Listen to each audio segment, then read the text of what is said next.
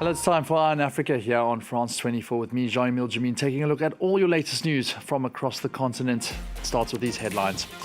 Celebrations flood the streets of Accra as Ghana's former leader, John Mahama, is declared the winner of the country's presidential election, having run a campaign pledging economic rescue.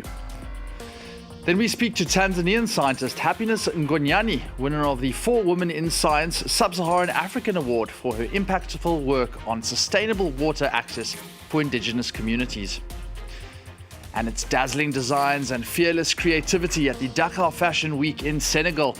This year's theme, Art is Fashion, merges art and culture and couture from around Africa into a celebration of style and culture. Thanks for joining us on the show. John Dramani Mahama, Ghana's former president, has been declared the winner of the election, securing 56.5% of the vote. His campaign focused on tackling the economic crisis, and it resonated with young Ghanaians seeking change. Celebrations have erupted nationwide as supporters of his National Democratic Congress partied in vibrant colors, defeating Vice President Mahamudu Bawumia and his new Patriotic Party in the process. 65-year-old Mahama also led his party to a parliamentary majority. Here's our Ghana correspondent, Justice Baidu. Mahama secured 56.55% of the valid vote cast, with 9 constituencies still outstanding according to the Electoral Commission. Supporters of his National Democratic Congress have already poured onto streets across the country to celebrate his historic win and come back to the country's presidency. Several of the people who say they voted for him say they did so based on the worsening cost of living crisis that the country is experiencing. This is the NDC's largest presidential win in an election since 1996. I voted for him because we were suffering, but we didn't have the freedom to speak about it. You have done it before, so senior man, for this one, you can't complain, 100%. You change this all over. For the new Patriotic Party, this is its worst election performance since the year 2000. In his concession speech, Vice President Mahmoud Bawumia said he stands ready to support incoming President John Mahama to deliver on his mandate. He's pledged his party's support for a smooth transition and a handing over ceremony that happens in January 2025. The people have voted for change at this time, and we respect that decision with all humility. I thank God Almighty for how far He has brought me, and I submit to His will.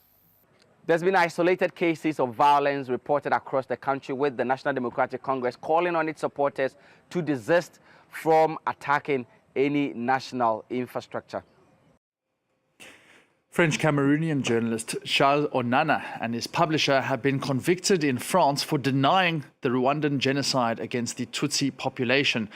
Following the release of his book in 2019, survivor associations have denounced passages as being dismissive, a claim Onana has rejected during his trial in Paris last October. Aurélie Coumont went to the court. I'm of course very pleased with this sentencing. For one main reason, the court's decisions recognize that Mr. Onana's statements are indeed denialist, as they call into question the very existence of an indisputable genocide. We're extremely disappointed by this decision. It doesn't seem to correspond to the reality of what's in the book. Monsieur Onana has already lodged an appeal. The court can now decide what to do with this work. Reactions to Onana's conviction have been numerous in Rwanda itself. Clément Diroma heard some of their reflections in Kigali. Charles Onana and his French publisher are the first individuals in France to be found guilty of denying the genocide against the Tutsis in Rwanda in 1994. The Paris Judicial Court handed down this historic verdict and fined both men a total of €8,000. They've announced plans to appeal the decision. Survivors' associations here in Rwanda have welcomed this ruling, asserting that France should no longer be a safe haven for genocide deniers. Even Rwanda's foreign minister reacted, calling the decision a landmark ruling that will deter denialists in Europe and Africa. The prosecutor stated that the offer had crossed the limits of freedom of expression in at least 4 excerpts of his book, Rwanda, The Truth About Operation Turquoise. Among other things, the offer placed the term genocide in quotation marks and claimed that there was no planning of the genocide by the extremist Hutu regime. Charles Onana has consistently denied the accusations, claiming that he was the target of a conspiracy orchestrated by the Rwandan regime during the trial. In Zimbabwe, the country's struggling healthcare system is driving desperate cancer patients to unregulated herbalists. But doctors warn the rise of these types of alternative medicine could be doing more harm than good. Long Berstecker has the story. Inside a small rundown clinic, Agnes Kativu is gearing up for her weekly consultation. Despite his white lab coat, the man examining her isn't a doctor, but a herbalist, who the 67-year-old breast cancer patient began visiting after she was turned away by the hospital. I never want to go back to the hospital. They couldn't give me a single tablet or pill for my cancer. It broke my heart. Abandoned by a crumbling health system, many Zimbabweans are turning to self-styled herbal clinics to seek treatment, even for cancer. Unaccredited and unregulated, these herbalists generally prescribe homemade mixtures of herbs and plants with no guaranteed results. But they offer a much-needed service at a time where Zimbabwe's national health infrastructure is being stretched to the limit. The country's largest public hospital has had a single functioning mammogram machine for the past 15 years and is unable to meet the needs of hundreds of patients who regularly pile up in crowded waiting rooms. Yet for the hospital's head of oncology, the emergence of alternative and herbal medicine has only compounded the issue. When you ask patients why it has taken them that long to come and seek medical attention, usually they will tell you that they've been using herbal medicines for quite a long time. And when patients eventually come, they come either with stage 3 or stage 4 cancer. Ravaged by a crippling economic crisis, Zimbabwe's hospitals are facing shortages of equipment, medicine, but also of staff.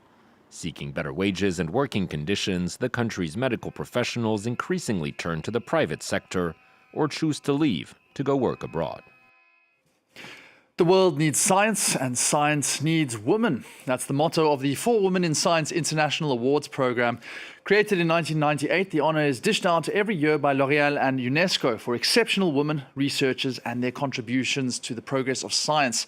And this year, the foundation launched the 15th edition of the Sub-Saharan African Young Talent Program, awarding selection to 25 doctoral and 5 postdoctoral students. And we have the pleasure of being joined by one of those recipients from Tanzania, Happiness Ngonyani, awarded for her work ensuring equal and sustainable access to water, particularly for indigenous communities in Tanzania and neighboring Kenya. Thank you so much for joining us, Happiness, on the show. I want you to just please explain your research and why it is so crucial at this stage in Tanzania. Thank you for having me. So my research is actually focusing on the integration of traditional knowledge and emerging technologies so that we can have sustainable water resource management. And this is because climate change actually is affecting the water cycle, causing floods and drought. We see ice melting.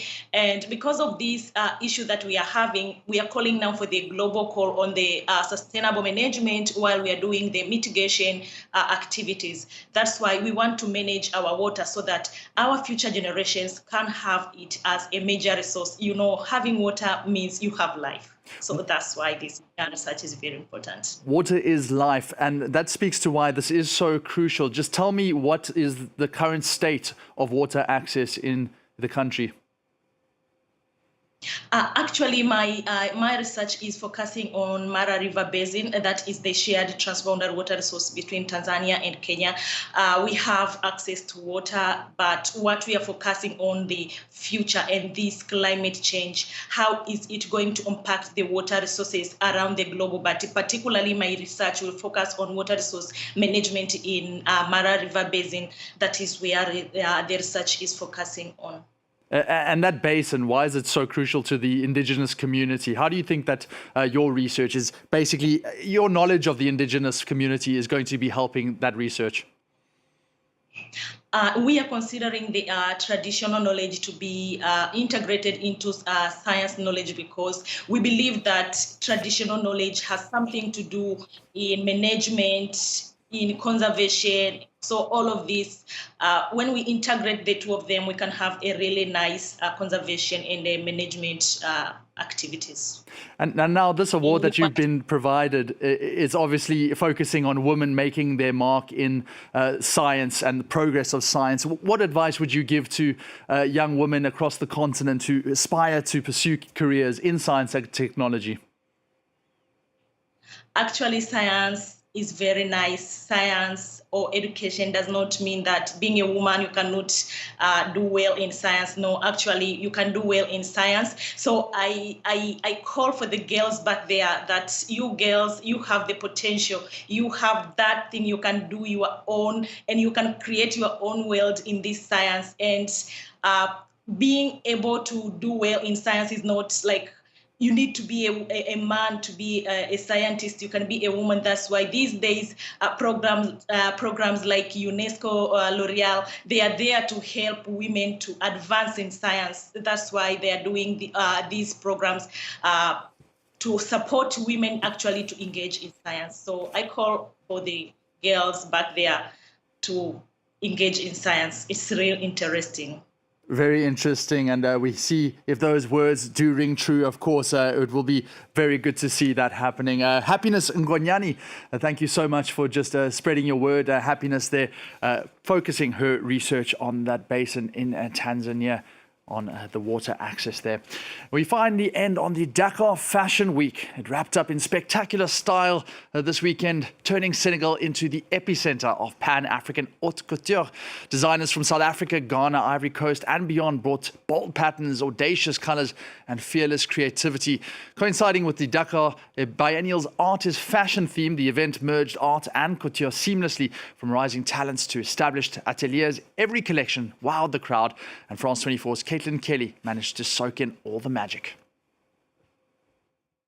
Fashion is art. That was the theme of this year's Dakar Fashion Week, which came to a climax this weekend after dozens of designers showcased their creations across the Senegalese capital.